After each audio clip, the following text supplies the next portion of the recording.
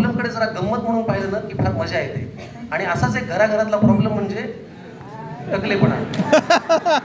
त्या टकलेपणावरती मी एक कविता लिहिली. तुमची परवानगी असेल तरच मी ती ऐकवणार आहे. चालेल का? किती जणांना चालेल असं वाटतंय? चालेल ना? रागवून कुणी तुमचा कार्यक्रम.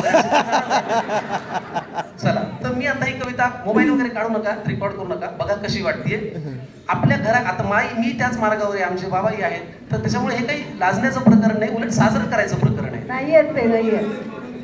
आहेत तू त्यांना अजून जवळून पाहिलं नाही.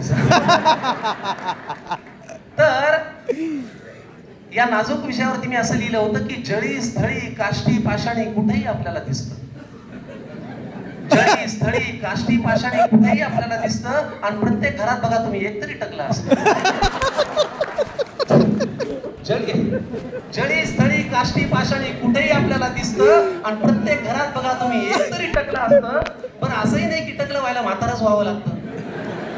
असंही नाही की टकलं व्हायला म्हाताराच व्हावं लागतं. बापाच्या आधी पोराचं आजकाल लवकर शाळा भेटतं. बरं, टकल्याला स्वतःला प्रॉब्लेम नसतो, भोवतालचे त्याला छळतात. टकल्याला स्वतःला प्रॉब्लेम नसतो, भोवतालचे त्याला छळतात. गेले रे केस म्हणून उरलेले उपटून काढतात. बरं, जेव्हा पडायला लागतं ना टक्कल आणि केस लागतात गळू, जेव्हा पडायला लागतं ना टक्कल आणि केस लागतात गळू, वेगवेगळ्या आकारात उघडी पडते ही गुळगुळीत टाळू. काहींच्या अगदी दर्शनीय भागात अशी तारेची घासणी उरते.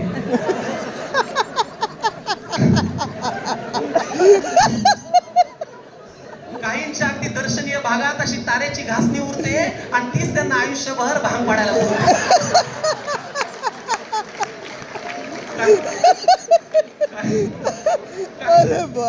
काहींच्या अशी दर्शनीय भागात अशी तारेची घासणी उरते, तीच त्यांना आयुष्यभर भांग पाडायला पुरते.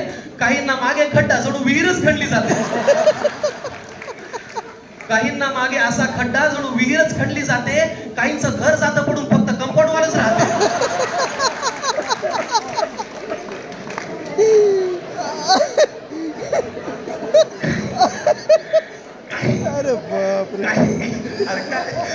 काहींना मागे खड्डा जणू विहीरच खणली जाते.